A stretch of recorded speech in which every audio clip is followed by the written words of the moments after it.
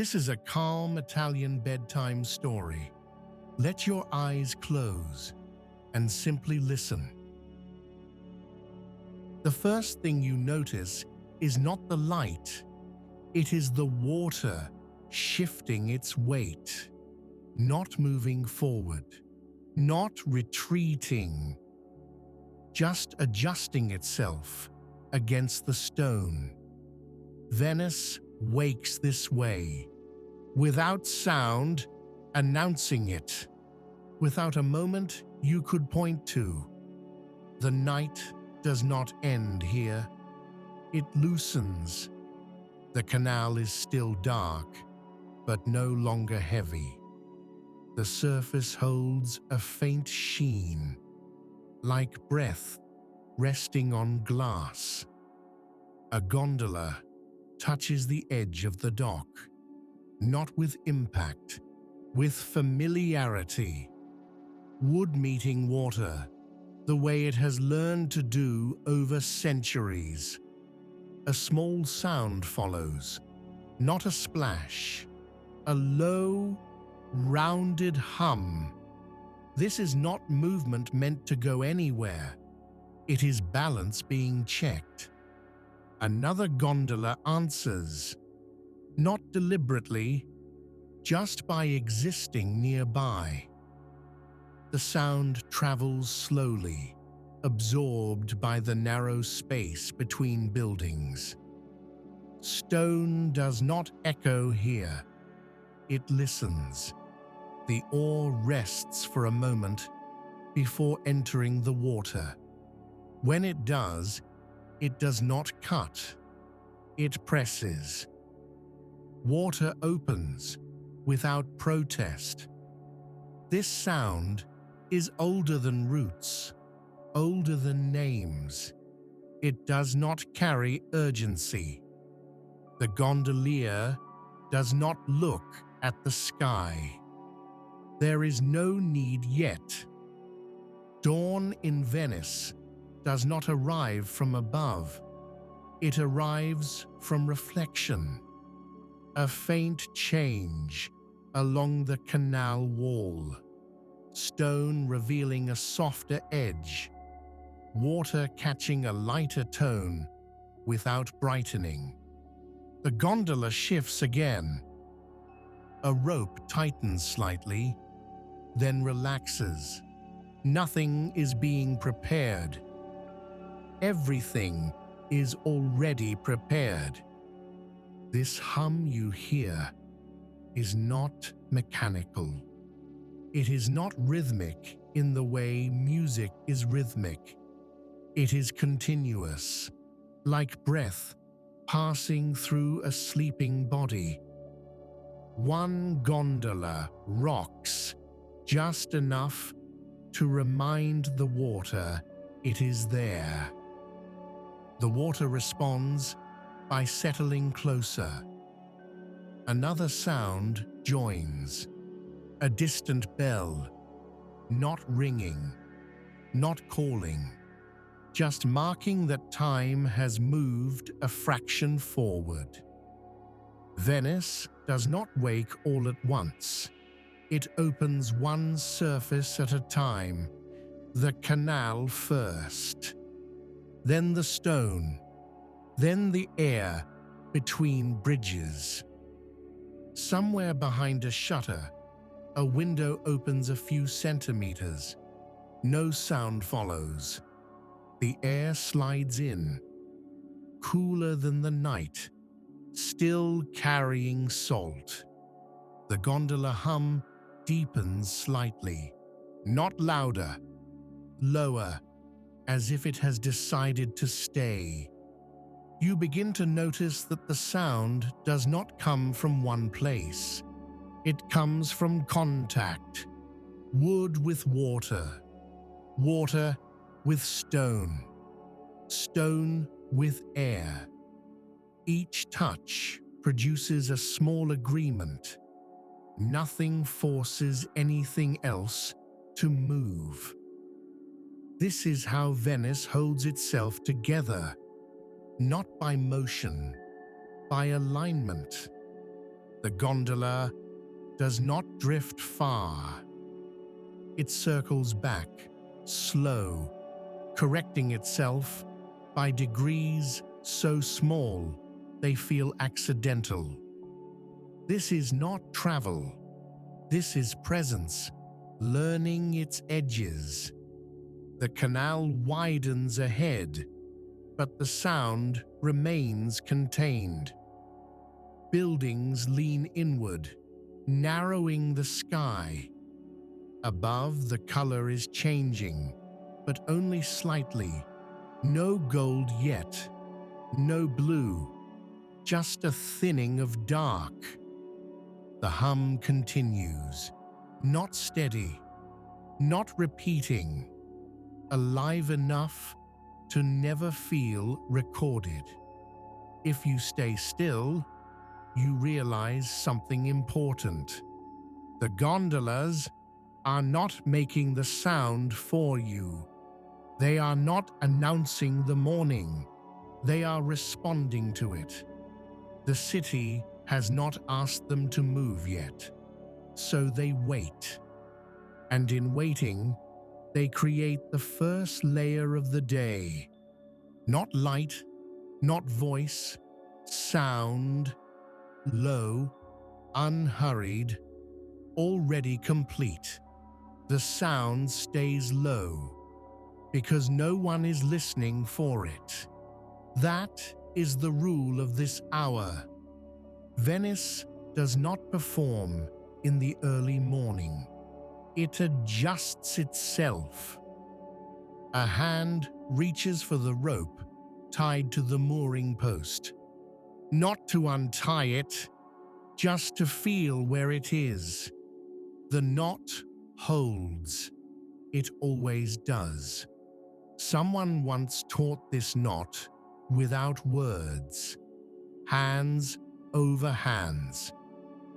A pause at the end, where the rope is pressed flat instead of pulled tighter. That pause matters. The rope is left as it is. The gondola answers with another slow shift, a movement so small it feels like breathing, changing pace. Nearby, a wooden pole emerges from the water, darkened by decades of contact. Its surface is smooth, where palms have rested every morning without ceremony. A hand slides along it once. No grip, no pressure, just confirmation. Across the canal, a door opens inward. Not wide, just enough. A woman steps into the threshold, holding a metal pot. She does not look out. She listens first. The pot is set down on the stone ledge beneath the window. Not placed carefully, placed correctly. The sound of metal touching stone is dull, softened by years of repetition. Inside, water begins to heat. The flame does not roar. It accepts. Coffee will come later. This pot is not for that. The gondola hum continues below. It blends with the sound of water being poured into the pot, and for a moment, it is difficult to tell which sound is which. This is how Venice layers itself. Nothing replaces what came before. It rests on top of it. A man crosses a small bridge, carrying a folded cloth over his arm. The cloth has been washed many times. It no longer smells of soap. He stops halfway across the bridge, not to look at the view, to shake the cloth once, just once. The motion sends a faint sound into the air. fabric responding to gravity. He folds it again, tighter now, and continues. Below him, the canal narrows. The gondola moves into it without changing speed. The oar dips deeper this time. Water closes around it with a sound that feels thicker. This sound does not travel far. It is absorbed by stone walls that have learned how to keep secrets. Someone adjusts a shutter on the second floor, not opening it, lowering it by a finger's width. Light slips through the slats and touches the wall opposite. It does not reach the water, not yet. Inside the apartment, a chair is moved slightly, not straightened, just moved so it does not block the path between table and window. This is not tidying. This is navigation. A spoon rests inside a cup on the table. No one removes it. It stays because the sound it might make later has already been accepted. Down at water level, a gondola brushes against algae-covered stone. The sound is soft, textured. This sound has existed longer than names for it. The gondolier does not correct the movement immediately. He lets the contact finish itself, then adjusts. Slow correction is a language here. A bell sounds again, farther this time, lower. It does not mark an hour. It marks permission. Somewhere behind a wooden door, bread is turned over inside a cloth. The crust releases a dry sound, barely audible. That sound joins the others without interrupting them. The canal breathes. The gondolas hum. The city stays suspended between what it was holding and what it is about to allow. No one checks the time. Time has already agreed to move slowly. A hand reaches into a pocket and comes out empty. Nothing was needed. The hand rests against the side of the gondola instead, fingers spread, feeling the vibration of water moving underneath. This vibration is constant. It does not announce direction. It simply confirms that the city is awake enough to continue. The sky lightens another fraction. Still no color, just less resistance. The hum deepens again, not louder, wider, as if Venice itself has shifted weight from one foot to the other. And the gondolas, patient as always, follow. The sound does not change suddenly. That is how you know the day has truly begun. There is no signal, no clear edge where night steps aside. Only a gradual loosening. The water takes on a different weight, not brighter, more willing. A gondola passes under a bridge where the stone is darker near the waterline. The marks are not stains. They are records. Every season has left something here. Every tide has pressed its signature into the wall and then stepped back. The oar moves slower now, not because there is less work to do, but because the water no longer resists. A hand lifts briefly from the wood and rests again. The same place, always the same place. Above, a window opens fully for the first time. Not hurried, not wide, just open enough for the room inside to accept what is coming. A curtain is pulled aside and then released. It does not stay where it was put. It settles where it wants. Inside that room, a plate is taken from a shelf and placed on the table. Nothing is served yet. The plate is not a promise. It is a readiness. Down below, the gondola hum thins out, stretching longer between movements. The sound becomes less about motion and more about presence. Stone steps near the canal are touched by light for the first time. Not illuminated, acknowledged. The light does not climb quickly. It tests the surface. The gondola passes through that first pale reflection without reacting. It has learned not to respond to beginnings.